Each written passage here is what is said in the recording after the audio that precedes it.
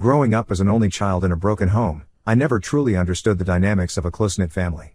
My parents' divorce when I was young left me with little contact with either of them, and I spent most of my teenage years bouncing between relatives and foster homes. This tumultuous upbringing shaped my perspective on relationships and family, making me wary of emotional attachments. Then I met Lisa, 30F, the woman who would become my wife. We met 6 years ago at a local community event, introduced by mutual friends who thought we hit it off. Lisa was everything I wasn't: warm, outgoing, and deeply connected to her family.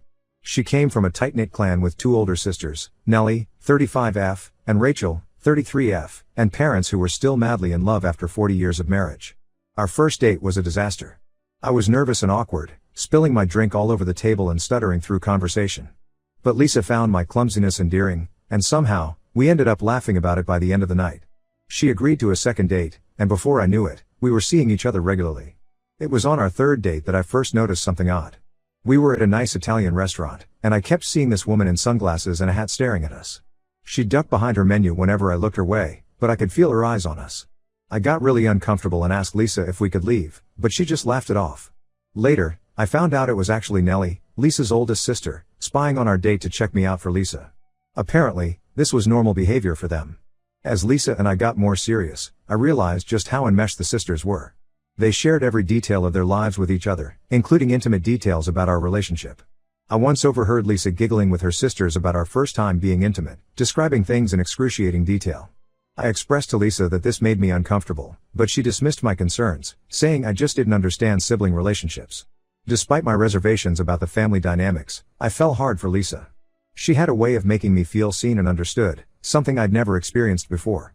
After dating for 2 years, I decided to propose. I planned an elaborate setup at the community center where we first met, enlisting the help of our mutual friends to decorate the place with fairy lights and flowers.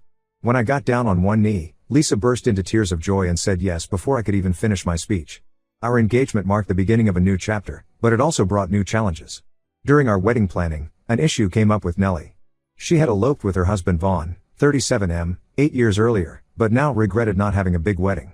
She had been pressuring Vaughn to have a vow renewal ceremony, but he refused, saying they needed to save money for their twin daughters, 6F, future. This caused a lot of drama, with all 3 sisters ganging up on Vaughn about it. I tried to gently suggest to Lisa that Vaughn had a point about prioritizing their kids, but she wouldn't hear it. The sisters had always been a united front, and now I was seeing firsthand how they could turn on anyone who didn't align with their wishes. Vaughn held firm though and didn't give in to the pressure, which only seemed to make the sisters more determined. Our actual wedding day is when things really went off the rails.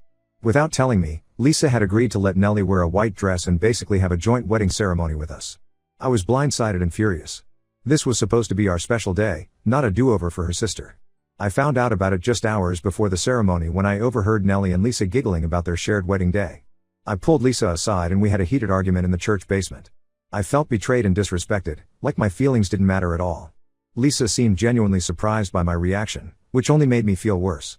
How could she not see how inappropriate this was? In the end, we compromised. Nellie wore a cream dress instead of pure white, and we nixed the idea of a joint ceremony. But the damage was done. I spent most of our wedding day feeling resentful and out of place. We had a huge fight about it afterwards. Lisa eventually realized she had crossed a line and agreed to create some boundaries with her sisters. But I couldn't shake the feeling that I would always be an outsider in my own marriage. Things were better for a while after that, but I still felt like I was competing for Lisa's attention. The 3 sisters were constantly texting, calling, and getting together without their partners. They had inside jokes and shared experiences that I could never be part of. Vaughn, Nellie's husband, and I bonded over feeling left out and started hanging out more just the 2 of us. About 6 months ago, I was at a coffee shop across town when I saw Nellie walk in with a man who wasn't Vaughn. They were acting very flirty and intimate, laughing and touching each other's arms. I was shocked and wasn't sure what to do. I decided to follow them when they left and saw them kissing goodbye in the parking lot. I was furious on Vaughn's behalf. He's a great guy who works hard to provide for his family, often putting in long hours at his software engineering job. And here was Nellie throwing it all away for some fling. I knew I had to expose her, but I needed concrete proof first. So I started investigating.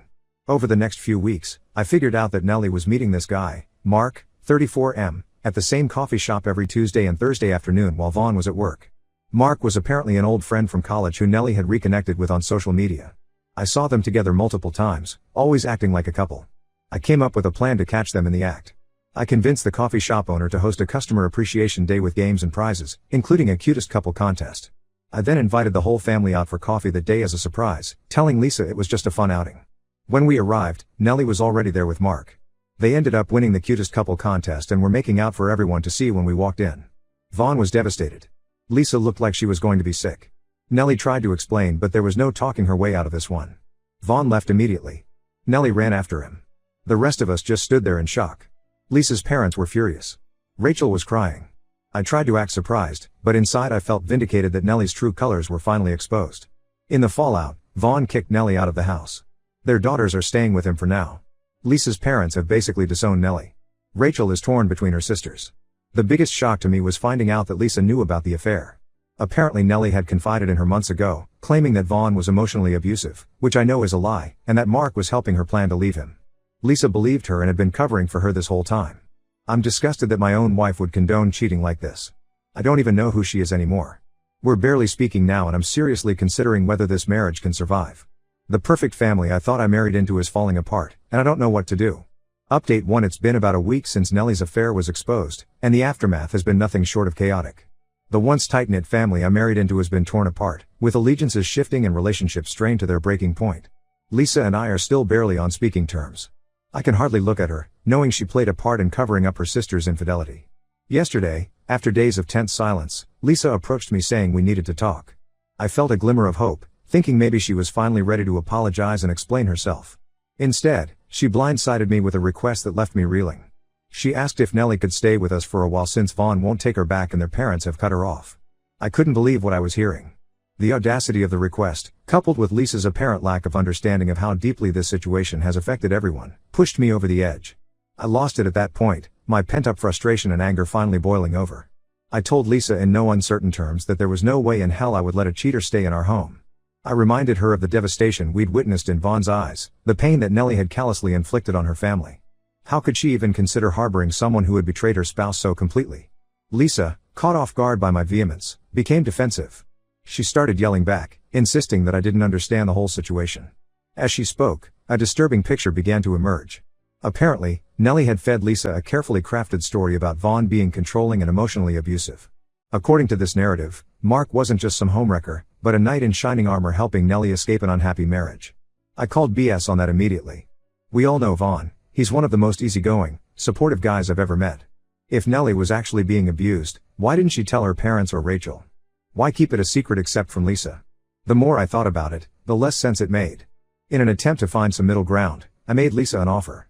I told her that if Nellie was willing to admit she lied about the abuse in front of the whole family, I would consider letting her stay with us temporarily. It was a long shot, but I hoped it might force Nellie to come clean and take responsibility for her actions. Lisa seemed relieved at that suggestion and immediately called Nellie. But as I expected, Nellie refused to have that conversation with everyone. Instead, she tried to manipulate Lisa further, saying Lisa owed her as a sister to just take her and no questions asked. That's when I saw a change in Lisa's demeanor. For the first time, she seemed to see through Nellie's manipulation. She pressed her sister to tell the truth, her voice growing more insistent with each denial. Finally, after what felt like an eternity, Nellie cracked. She admitted she had made up the abuse allegations to justify the affair to Lisa. The admission hit Lisa like a physical blow.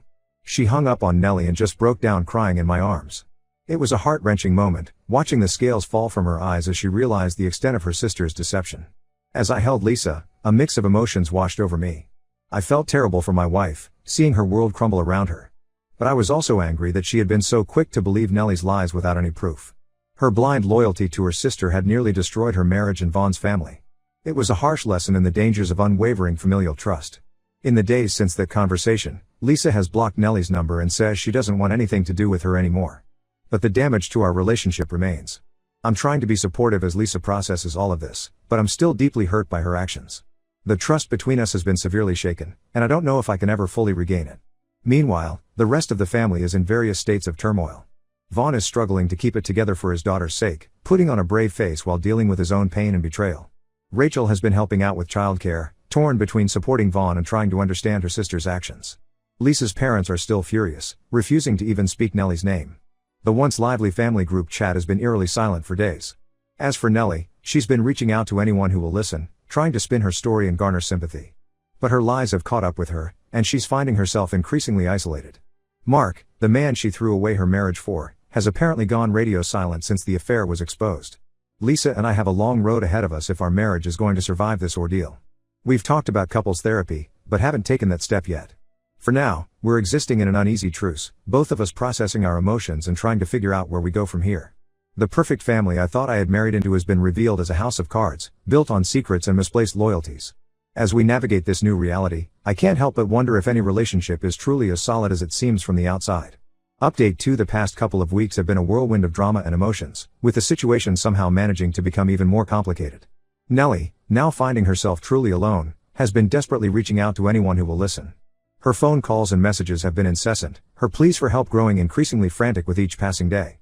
The breaking point came when Mark, the man Nellie had risked everything for, unceremoniously dumped her. Apparently, he claimed it was just a fling and he never meant for it to get so serious. This revelation left Nellie reeling, suddenly faced with the full consequences of her actions without even the cold comfort of a new relationship to cling to. With nowhere else to turn, Nellie showed up at Rachel's apartment in the middle of the night. She was a mess, mascara streaking down her face, clothes disheveled, reeking of alcohol. She began pounding on the door, sobbing and threatening to hurt herself if Rachel didn't let her in. Faced with her sister's evident distress, Rachel reluctantly opened the door. Rachel, always the peacemaker of the family, allowed Nellie to stay the night. She listened patiently as Nellie alternated between self-pity and anger, railing against the unfairness of it all. Rachel tried to offer some tough love, pointing out that these were the consequences of Nellie's own choices. But Nellie was too far gone in her spiral of self-destruction to hear it. The next morning, when Rachel gently suggested it was time for Nellie to leave, things took a turn for the worse. Nellie barricaded herself in the guest room, refusing to come out. She screamed through the door that she had nowhere else to go, that everyone had abandoned her. Rachel, at her wit's end, finally called Vaughn for help. Vaughn's arrival sparked a new round of drama. Nellie alternated between begging for his forgiveness and accusing him of ruining her life. Vaughn, to his credit, remained calm in the face of her hysterics. After hours of negotiation through the locked door, they reached an agreement. Nellie would be allowed to move back into the house with Vaughn and the girls temporarily while they sort out the divorce. It's clear that Vaughn is only doing this for his daughter's sake. He's made it abundantly clear that the marriage is over, but he's willing to endure Nellie's presence to maintain some stability for the girls. It's a testament to his character that he can put aside his own pain for the sake of his children. Nellie, in a last-ditch effort to salvage her marriage, tried to convince Vaughn to go to couples counseling and work things out. But Vaughn shut that down immediately. In a moment of brutal honesty, he told her that she had thrown away their family the moment she decided to cheat, and now she had to live with those consequences. It was harsh, but necessary, a clear line in the sand that left no room for misinterpretation. The reality of her situation seems to be slowly sinking in for Nellie.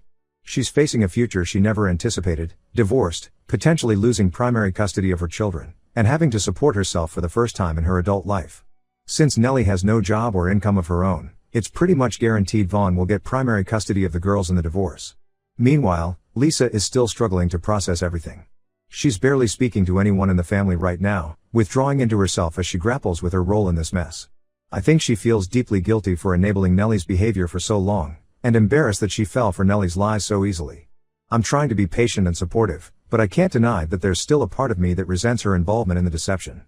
In an effort to support Vaughn through this difficult time, I've started organizing guys' nights with him and Rachel's new boyfriend, Alex, 31M. It's a chance for Vaughn to get out of the house and take his mind off things for a while. We've been encouraging him to start thinking about dating again when he's ready, reminding him that he's a great catch and deserves to find happiness. As for Nellie, she's taken to social media to play the victim. Her Facebook and Instagram are filled with vague statuses about forgiveness and second chances, thinly veiled attempts to garner sympathy from anyone who will listen. But her efforts backfired spectacularly when Lisa's mom decided she'd had enough. In a scathing public comment, Lisa's mom shut down Nellie's pity party quick. She wrote that if Nellie wanted to air dirty laundry publicly, she had plenty she could share too. The implied threat was clear, and it got Nellie to stop posting real fast. It was a rare moment of satisfaction in this whole mess, seeing Nellie finally face some consequences for her actions. The family dynamics have shifted dramatically in the wake of all this. The once inseparable sisters are now fractured, with Lisa and Rachel trying to navigate their relationship without Nellie. Family gatherings, once joyous affairs, are now tense and awkward. Everyone's walking on eggshells, afraid to say the wrong thing and spark another round of drama. I still can't believe how quickly this picture-perfect family imploded. It just goes to show you never really know what's going on behind closed doors.